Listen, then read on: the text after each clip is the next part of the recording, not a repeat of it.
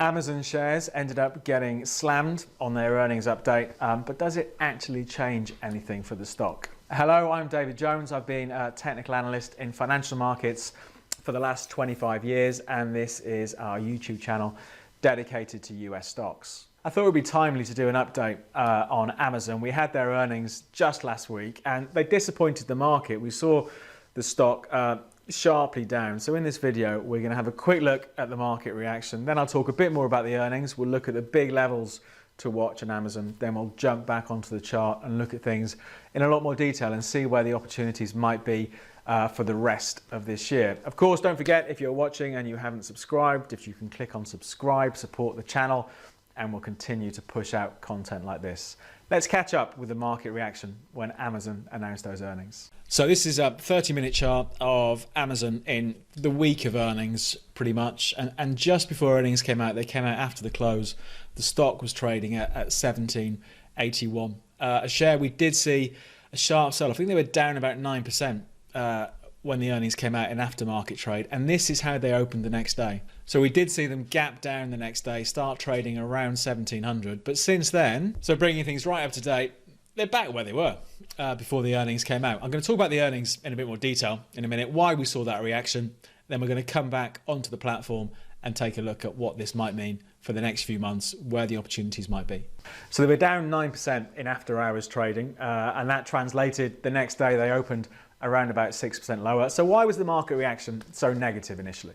Well, expectations from analysts were that Amazon would make something like $4.60 a share. It came in, the actual number, they still made a profit, but $4.23. So again, coming in slightly below analyst expectations. Normally the knee-jerk reaction is to see the share price hit, and that's what we got. But revenue ended up being slightly better than expected. Market was expecting something like $68.8 billion.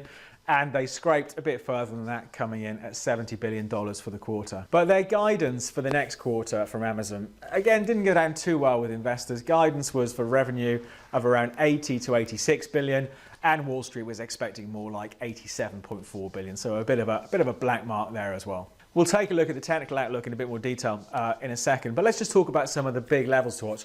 They haven't changed much from last time. Even though we saw this knee-jerk sell-off, it hasn't really taken out any major levels. The most immediate barrier on the upside, the highs from September, around about $1,854 a share. But I think where it gets interesting is if we see them come under pressure towards the year end. There is a lot of support running around the $1,700 a share area from about $1,670 upwards. And we're going to focus on this in a bit more detail. So let's catch up with the chart and see where the opportunities might be in the months ahead. So let's look at things in a bit more detail. The short-term view is always very exciting, of course, but let's not forget the longer-term view for Amazon. This is going back to 2016. This trend line has done a great job of catching any sell-offs on the way up. Currently coming in, where is it? Around about $15.40, $15.50 a share. So at the moment, even if we saw Amazon, the stock lose, what, about a couple of $100, it's still within that uptrend, you know, and I think we've got big support anyway from late 2018 when we did see stock markets around the world, you know, sell off hard into the end of last year, but big support coming in at 1300. It's all a way away from where we are now, but I think it's important to maintain, you know, some bigger time frame perspective. But let's bring things a bit more up to date. So this is 2019 so far. When we were looking at this ahead of earnings, I was saying that maybe the opportunity might be if we saw a negative knee-jerk reaction on those earnings. And we did get that. And I was saying really to watch the whole 1650 to 1700 area. And that did prove to be good support again. You know, we've got these lows in from May, end of May, beginning of June this year, just ahead of 1650, coming in around about 1670.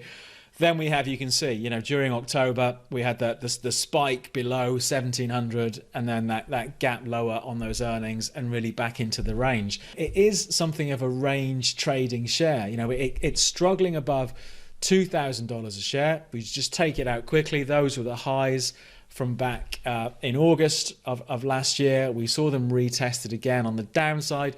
We've got good support coming in, 1650, 1700. Better support again, a bit further out, back at 1550. Again, roughly where that trend line is coming in. If we see the share price fall sharply, it looks like a buying opportunity, the same way it did on the earnings, but don't expect, at the moment at least, fantastic gains. It needs to crack, if it can, the 2000 level properly to start the next leg higher of the trend. But the pattern for the last year or so has been one of sideways trading. We're not getting too much off the RSI at the moment. If we look down here, we're pretty much at 50%. But the oversold signals, this is a 10-day RSI I'm looking at.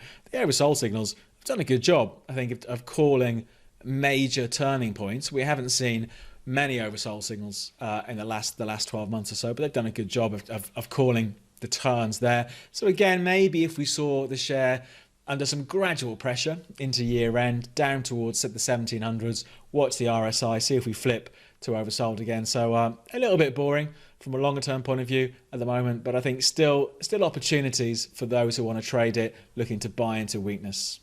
So even after the volatility over that earnings announcement, not much has changed. Still not the most exciting share out there day to day, but if they did come under some pressure, it does look like there could be an opportunity, I think, for maybe the short to medium term traders in that $1,700 a share area. That's it for our update on Amazon. So from me, David Jones, good luck with your trading and investing.